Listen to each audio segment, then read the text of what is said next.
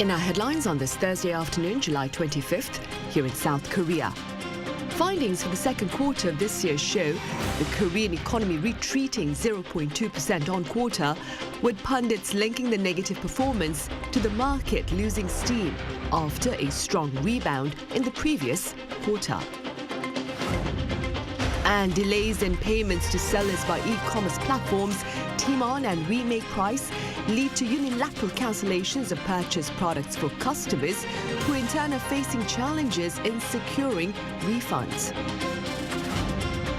Meanwhile, at the US Congress on Wednesday, Israeli Prime Minister Benjamin Netanyahu urges lawmakers to fast-track additional military support as Israel's war against Hamas in Gaza nears 10 months. Korea's economy shrank 0.2% on quarter during the second quarter of this year, weighed down by lackluster consumer spending as well as sluggish construction investment.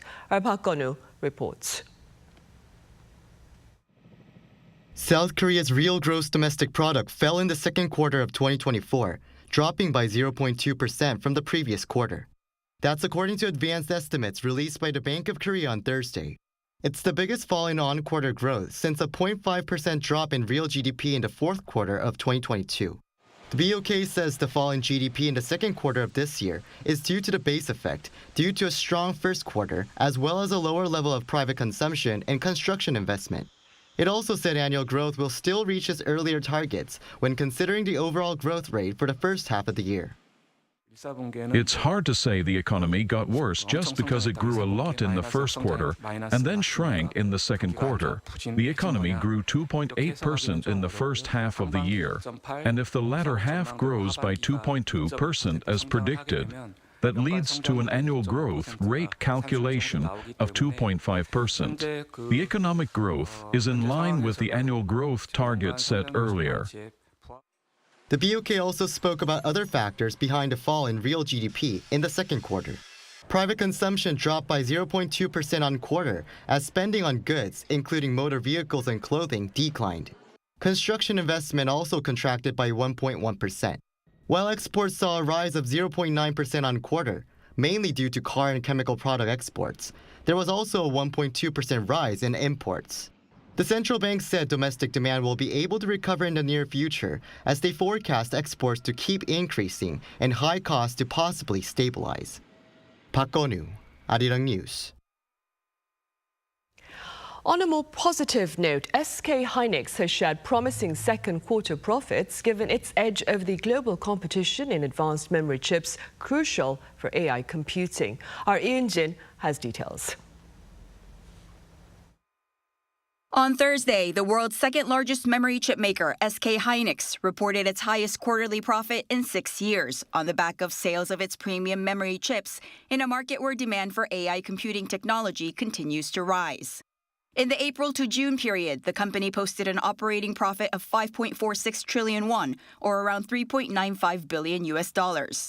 This is the largest quarterly operating profit for the company since the third quarter of 2018, a time that was dubbed a period of prosperity for chip manufacturers when it reported $4.67 billion. Compared with the company's loss of around $2 billion a year earlier, its revenue surged 124.8% to a record $11.84 billion. SK Hynix said the rise in overall prices of DRAM and NAND products, along with strong demand for AI memories including HBM or high bandwidth memory, is what led to a 32% increase in revenue compared to the previous quarter, adding that favorable exchange rates also factored into the second quarter. According to SK Hynix, demand for AI server memories is expected to continue to rise in the second half of the year, which means sales of high-performance memory products will continue to increase.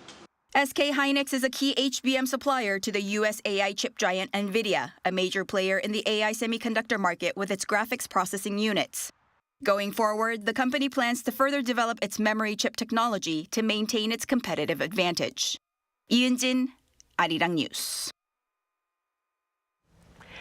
Delays in payments to sellers by two popular e-commerce platforms have led to unilateral cancellations of purchased products for customers who in turn are facing challenges in securing refunds. Our Kim Jang-sil explains. When it fell fast. The fourth and fifth largest e-commerce retailers in the country, TMON and Wemakeprice, both subsidiaries of Singapore-based platform gov't, are making headlines for payment delays and being unable to give refunds to customers. TMON's headquarters in Gangnam has its windows covered with blinds, and few people are going in and out of the building.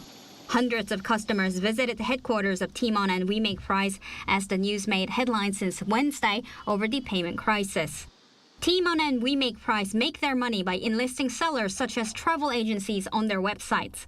Through advertising, promotions, and discounts and the ease of being able to compare similar products at once, they attract customers who pay for these products through TMON and Wemakeprice rather than paying the seller directly.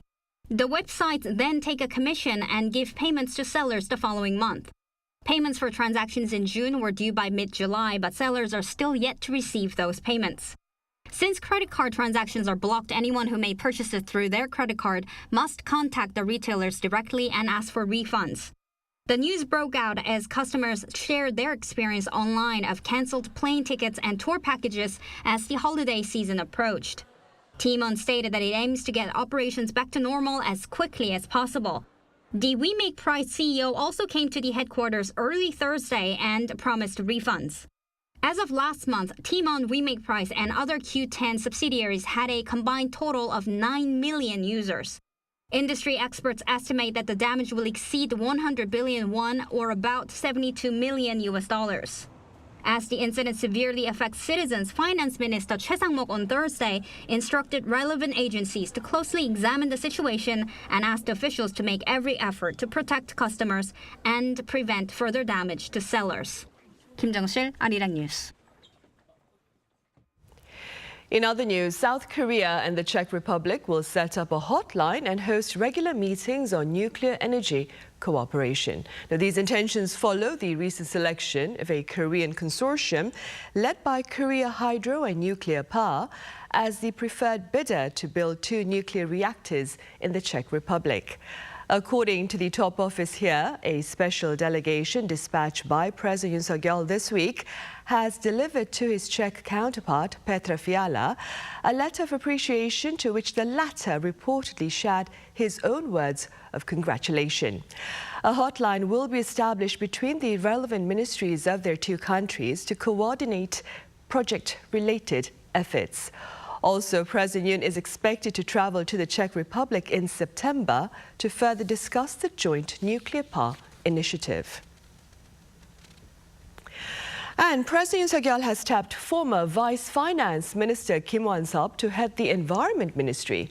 The appointment was shared in a confirmation hearing report to the National Assembly earlier on Wednesday. Kim is reportedly a career bureaucrat with extensive experience in budget planning. He has also worked on various environment-related projects, including the introduction of Korea's first compressed natural gas buses.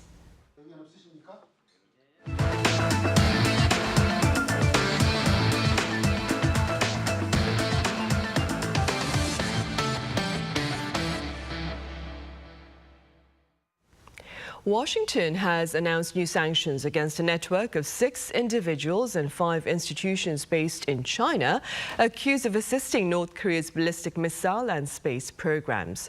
According to the U.S. Treasury Department back on Wednesday, the regime leverages foreign incorporated firms to procure materials for its hostile weapons program via repackaging to conceal the true end user from manufacturers and distributors.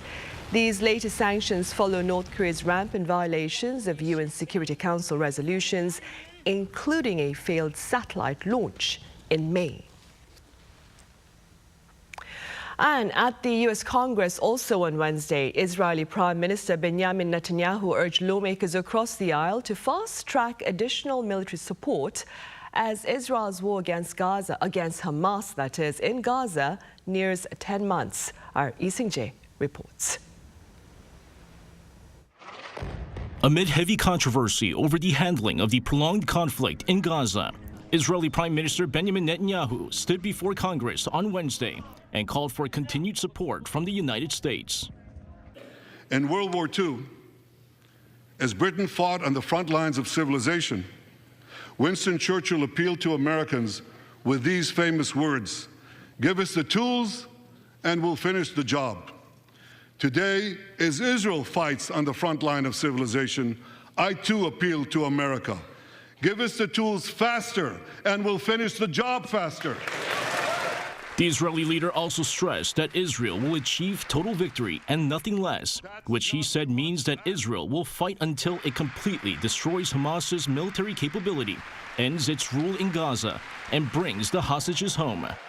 He added that his vision of a post-war Gaza is a demilitarized and de-radicalized Gaza. However, Netanyahu's speech was not completely met with open arms, as some 50 Democrats decided to boycott it. These included several high-profile Democrats, such as Vice President and potential presidential candidate Kamala Harris and former House Speaker Nancy Pelosi. The protest could signal that a potential win by Harris come November's presidential election could mean the end of support from Washington to Israel. Netanyahu's speech was also met with thousands of protesters outside Congress. Many accused Netanyahu of being a war criminal, as the Israeli military's operations have led to tens of thousands of Palestinian civilians being killed, including women and children. The U.S. Capitol Police announced on its social media page that 5 people in the House gallery were arrested for disrupting the speech, adding that disrupting the Congress and demonstrating in the congressional building is against the law. The Israeli leader was not shy about blasting those protesting his speech, calling the protesters useful idiots of Iran and accusing Tehran of funding the anti-Israel protests. Lee Seung-jae, Arirang News. Meanwhile, some 150,000 Palestinians fled Khan Younis in a span of 24 hours back on Monday, following evacuation orders from Israel. Now, this is according to the UN Humanitarian Office, as this city is now the center of a new Israeli offensive aimed at countering Hamas. The latest assaults are aimed at eastern Khan Younis that had previously been designated as a humanitarian zone. Gaza health authorities claim over 100 people have been killed in the city thus far.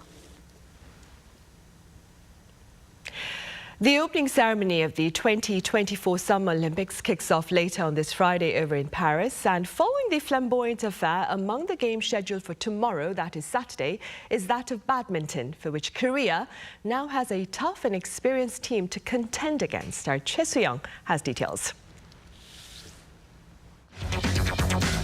Since the 1992 Barcelona Olympics, South Korea has been one of the dominant countries in badminton, winning a total of 19 medals, including 6 golds. However, in the 2010s, many star players retired at the same time, leaving behind relatively young athletes. As a result, the Korean badminton team won just 1 bronze medal each during 3 consecutive Olympics.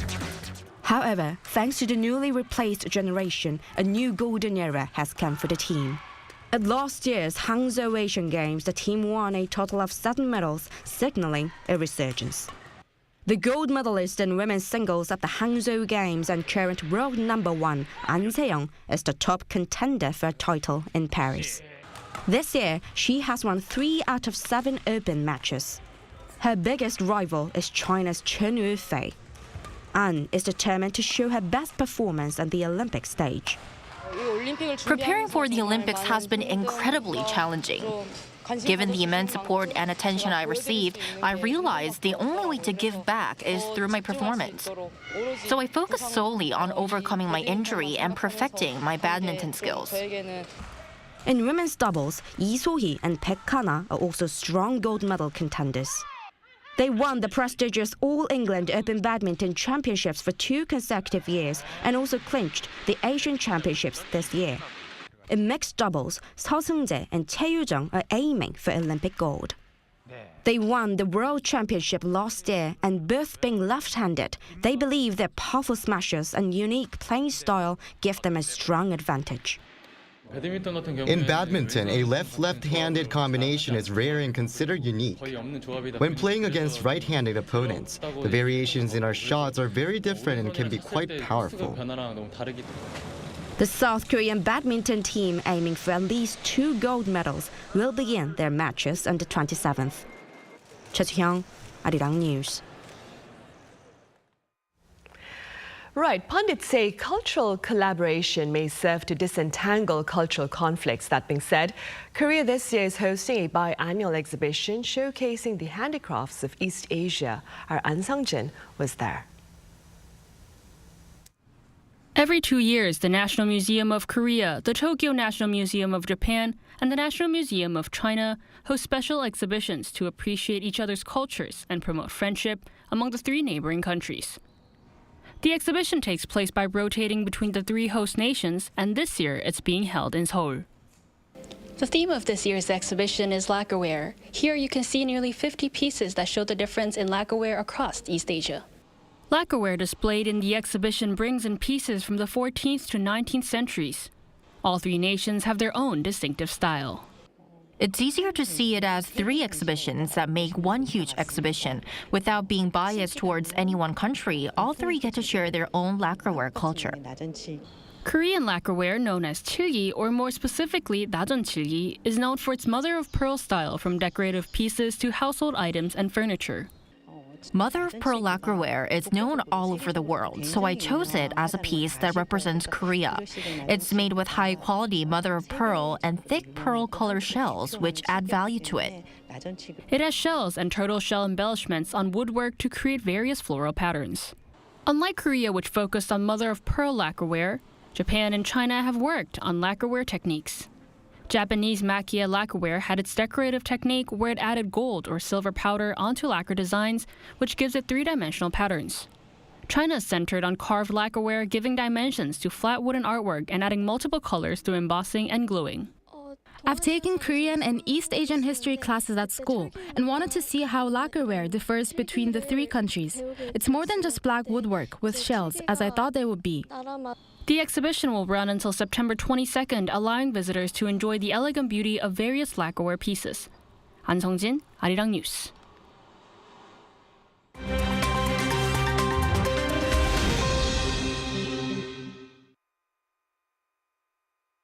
Now let's take a look at the latest news in the world now.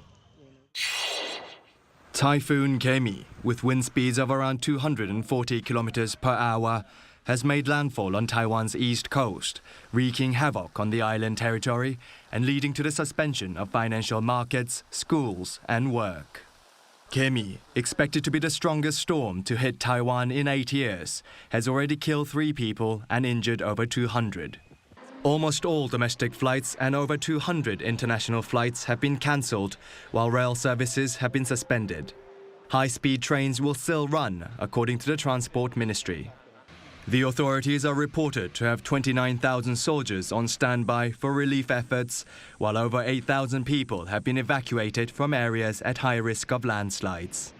While Gaemi didn't make landfall in the Philippines, the storm's outer winds en route to Taiwan have already killed 13 people there, as it exacerbated already severe floods and landslides from high monsoon rainfall.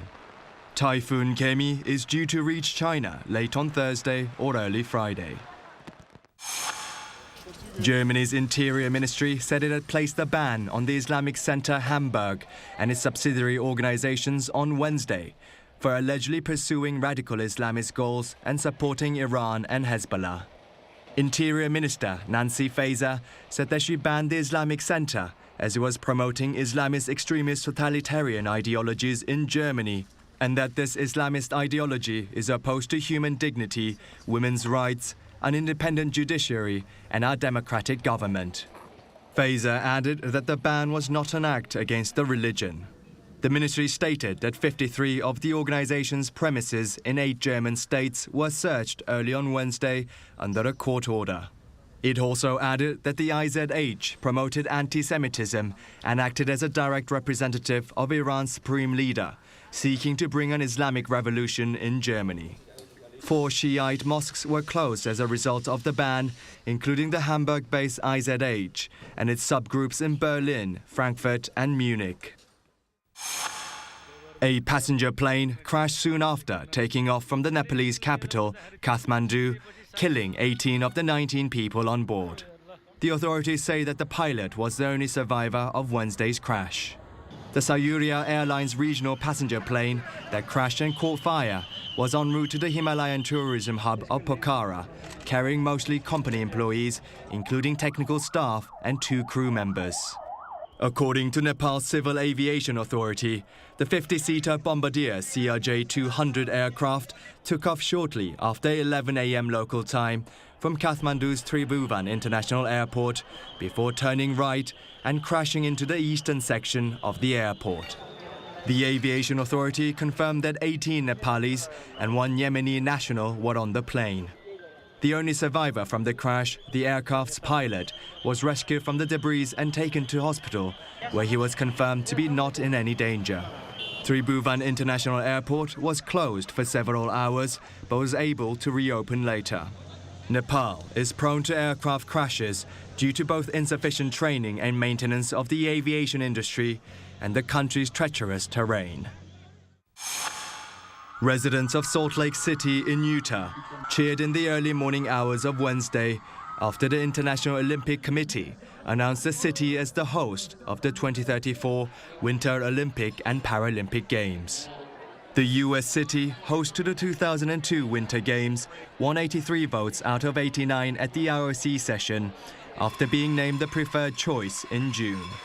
Salt Lake City's bid committee leader, Fraser Bullock, said, "We are ready, everything is in place," adding that the city's human capital goes beyond our physical assets and that as great as our venues are, our people are even better. Salt Lake City initially sought the 2030 Games spot, but scrapped its plans as it was too close to the 2028 Summer Olympics in Los Angeles. The 2030 Winter Games were awarded to the French Alps. Kim Xiang, Arirang News.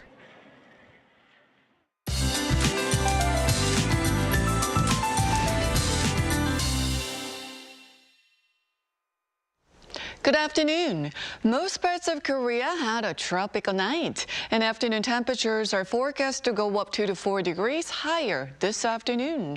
Heat wave alerts remain in place on this Jungbok, the onset of the second phase of the midsummer heat based on the lunar calendar.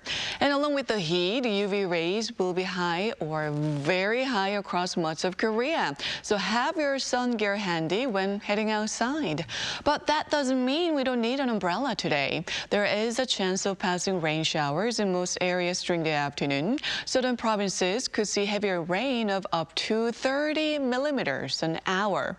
Checking on the temperatures now, Seoul and Gwangju should see a high of 33 degrees. Daegu, Gyeongju topping out at 35 degrees Celsius this afternoon. Now, Tropical Storm Gaemi has made landfall in Taiwan and will hit southeastern China this afternoon. And due to Gaemi, Korea's south coast and Jeju will see downpours tomorrow and into Saturday. With that in mind, let's take a look at the international weather conditions.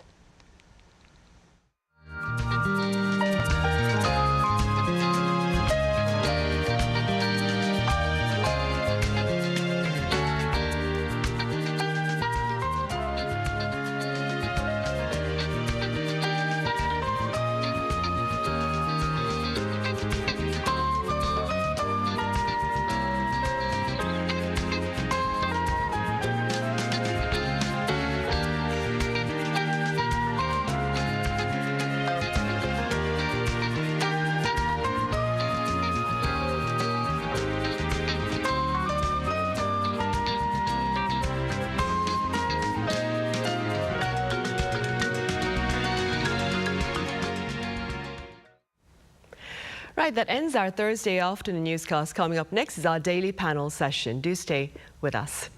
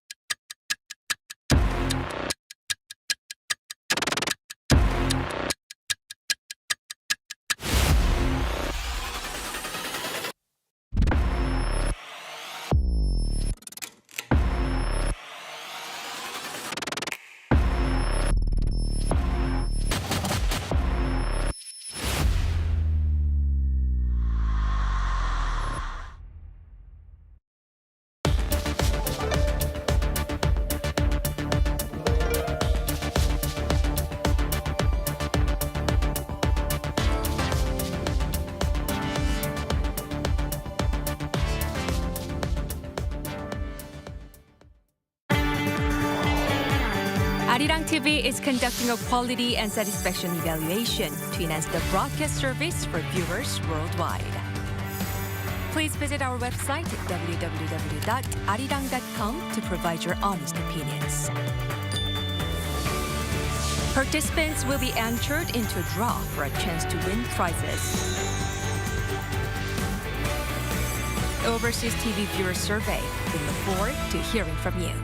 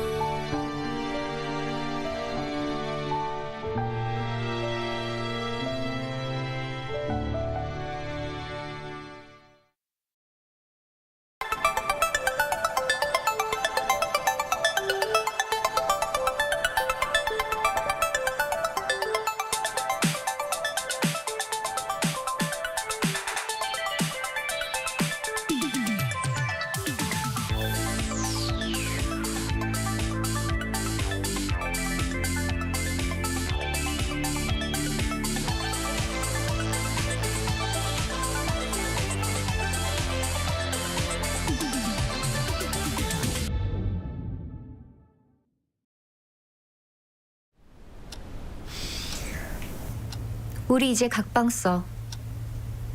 각방 쓰자고. 각방마다 클레어 공기청정기. 안방에도 클레어, 거실에도 클레어, 공부방에도 클레어, 아이방에도 클레어. 엠보싱 필터 기술로 다르게 클레어로 각방 쓰자. 나라의 공기청정기. 클레어. Survey Plus is here and ready to roll to the front of the house. Introducing 16 plus dish capacity to increase efficiency with advanced features like smooth all-floor suspension, ADA ramp navigation, and stable liquid delivery. Your staff can go above and beyond. Survey Plus is a great addition to the team. Multiple table capability and custom tray configurations. Bigger, stronger. Survey Plus.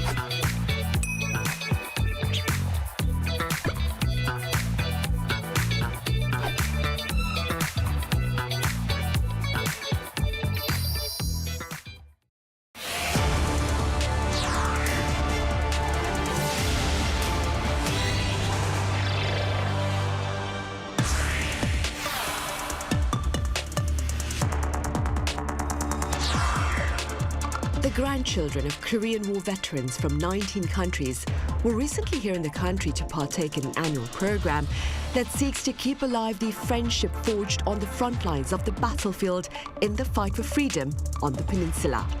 On Issues and Insiders today, we speak with a few of them.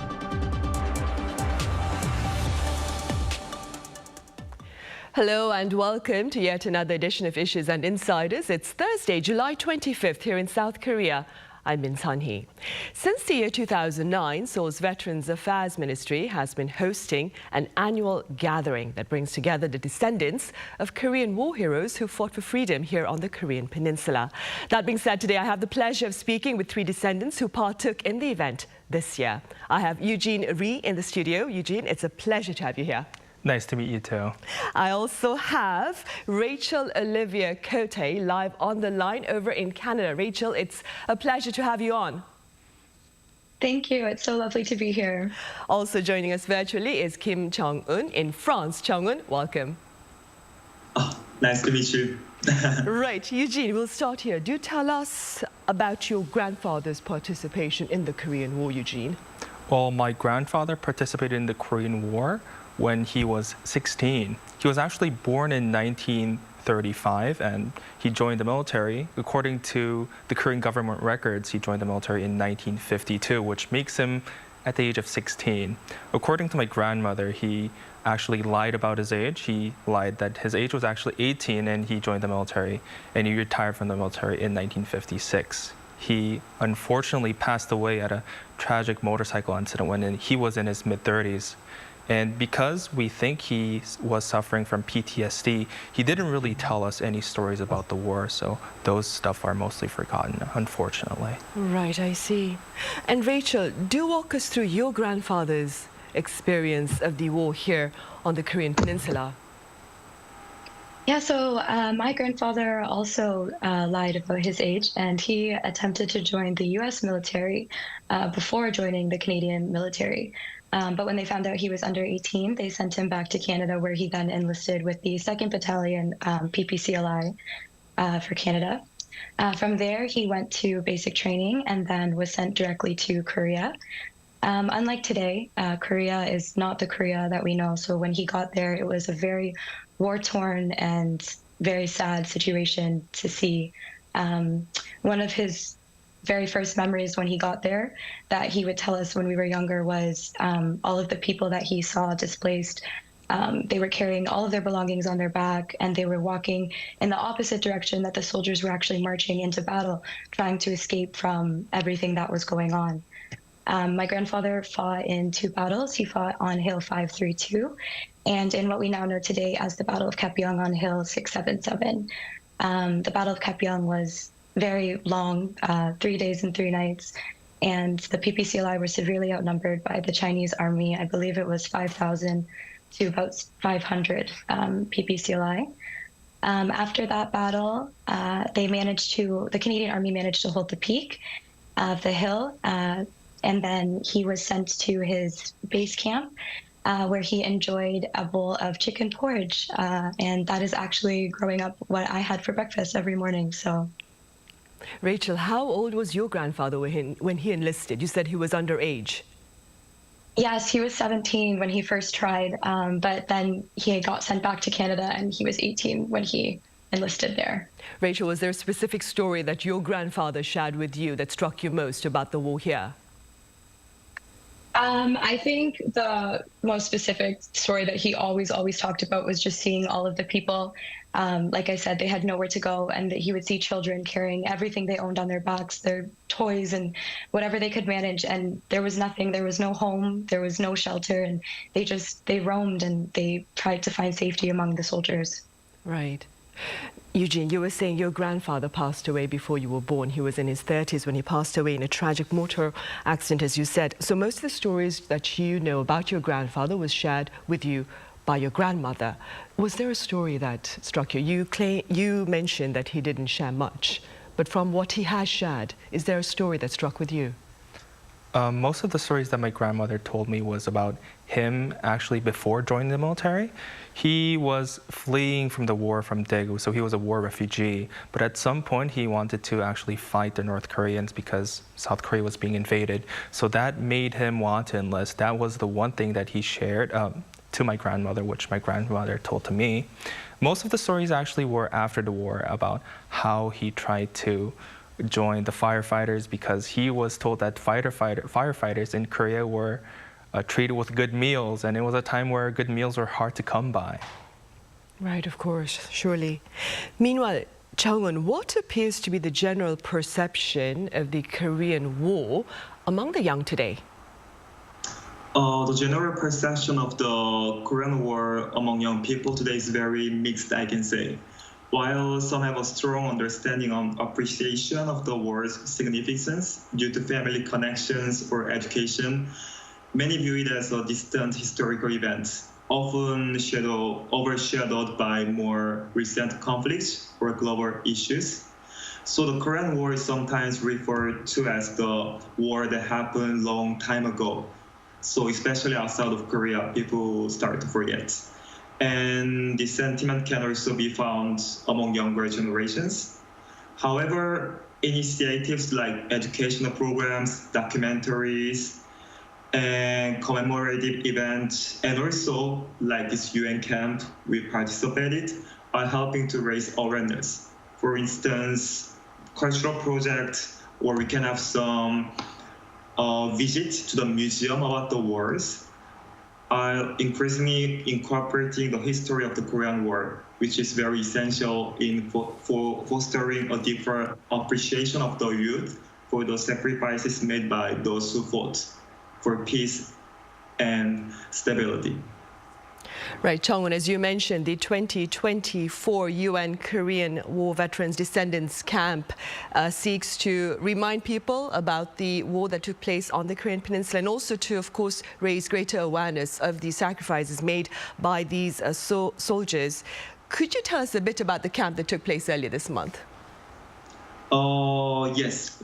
So the 2024 UN Korean War Veterans Descendants Camp held earlier this month was very moving and educational event that I can say.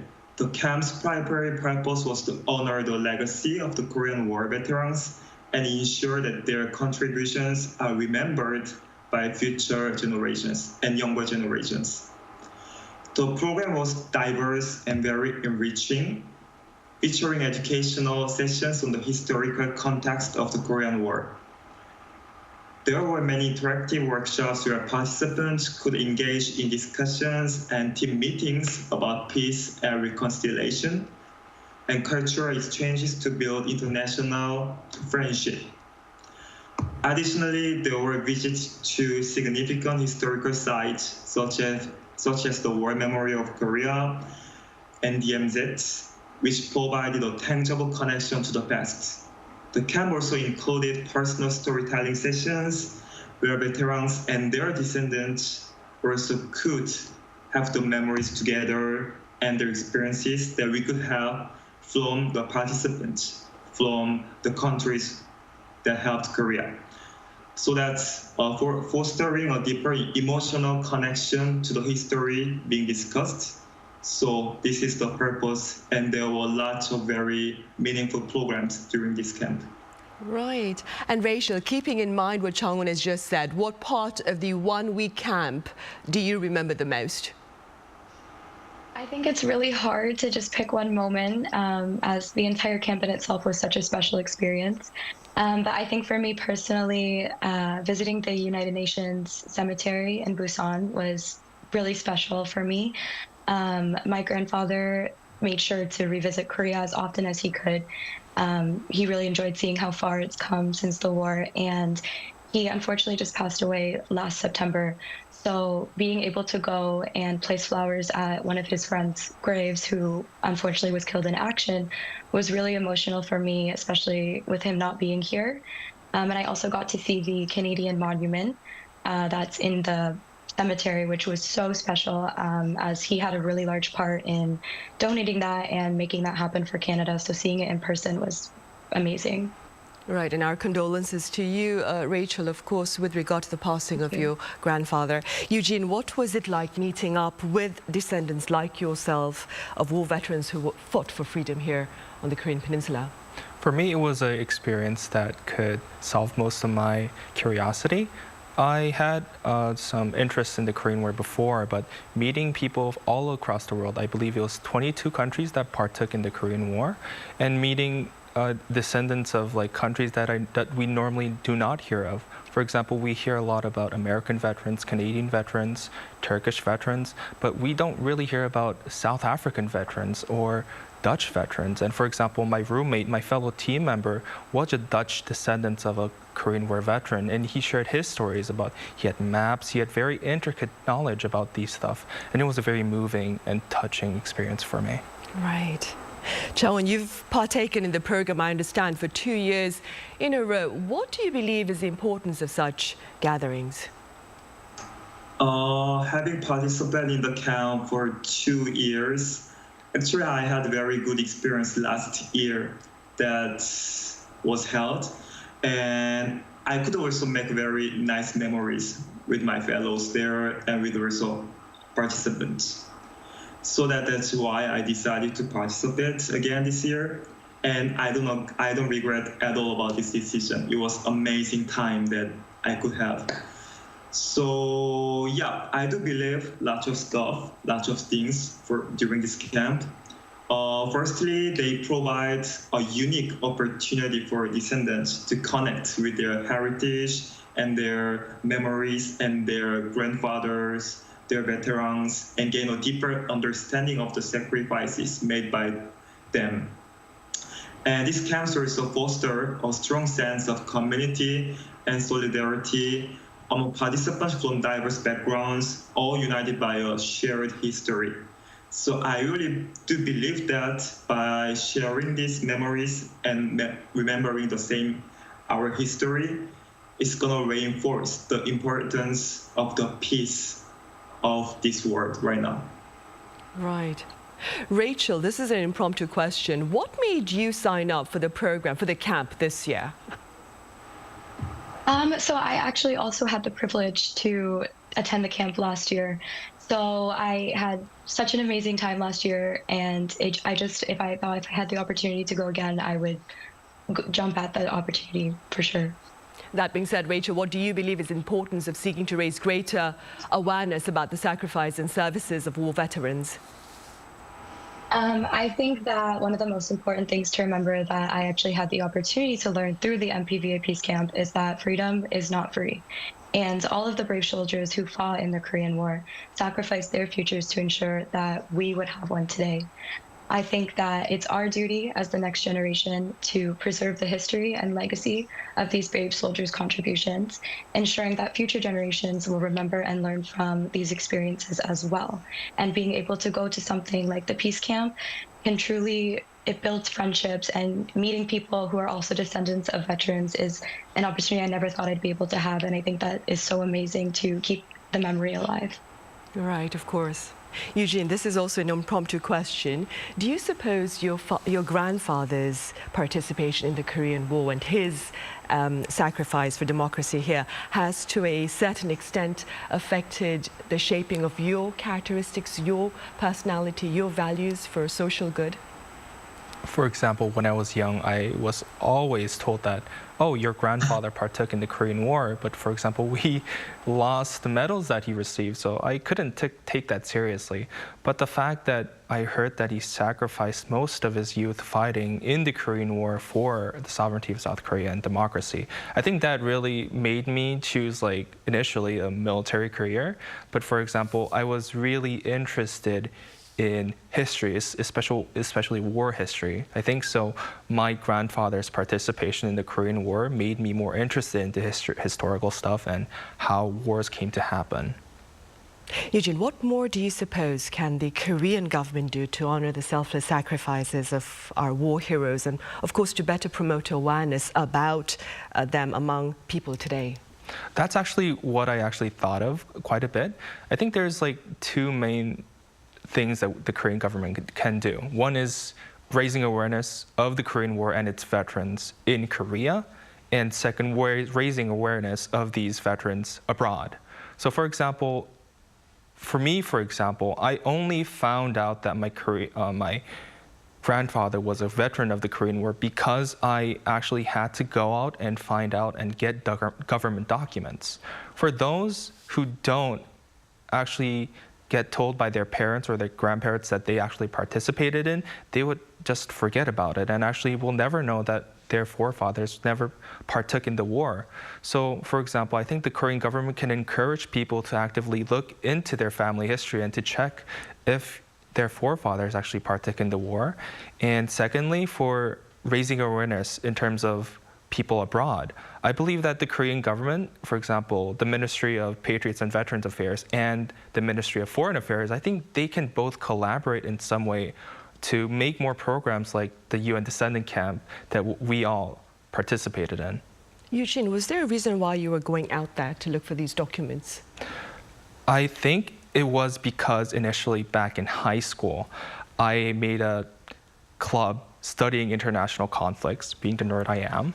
And I always heard that my grandfather partook in the war, but we actually had no solid evidence. So I went out into the government portal section and dug up some documents, and indeed, he actually did partook in the war. So it's really important to make an individual effort to go out there and to get information. That being said, Chong-un, what do you propose to promote better awareness about our war heroes? Actually, during this camp, for example, there was a mission, which is that we had to make a team project. So we had a team meeting several times, and all the teams that participated there made their own ideas, their own projects, and also they prepared lots of that to also explain to the participants and to the staff. And all of them are gonna practice and achieve that in their own countries. It's not gonna be over only for during this camp. It's gonna be also practiced in their own countries. So I believe that all of the teams right now, they are also doing right now, and they are gonna write a report about it so that we will not forget. We'll always try to make that happen. And the ideas that I heard, that I saw during this camp, they were very fresh and they were very fantastic. And some of the ideas that I saw was very practical, and it's gonna work for sure. I can guarantee that. And from these ideas, I think we can make awareness around the world. And also, one of the participants from this camp is gonna try to make a community among the participants of this UN camp. For example, now we only know between 2024 participants, but he's gonna connect between 2023, 2022, 2021 participants, so that all of the participants are gonna connect, and we are gonna have a meeting, and we are gonna make more efforts to spread our connection, our histories, and how the peace is important in this world. Right, that sounds great, Yoon, especially keeping in mind the current climate of geopolitical uncertainty. That kind of network would prove to be very tangible proof, that is, of the need for solidarity. All right, Yoon, thank you so much for your time and your thoughts. And Rachel over in Canada, thank you very much for your insights. And Eugene here in the studio, thank you very much for being here. You're welcome. Thank you. It was a pleasure. Right. Well, on that note, we end this edition of Issues and Insiders. Thank you for watching. See you same time tomorrow.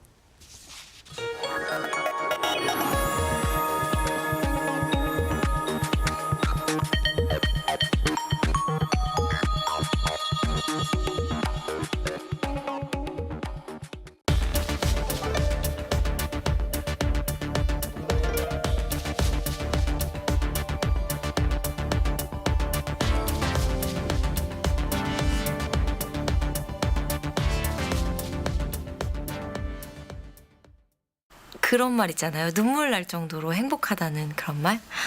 그날의 온도와 나를 보던 사람들의 표정, 그리고 또 이 음식을 처음 먹었던 날, 저에겐 동시에 같은 설렘이었어요.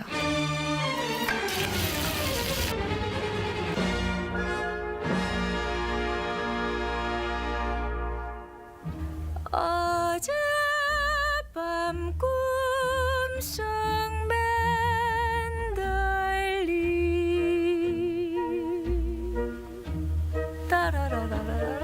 안녕하세요. 안녕하세요. 저는 뮤지컬 배우 이지혜입니다.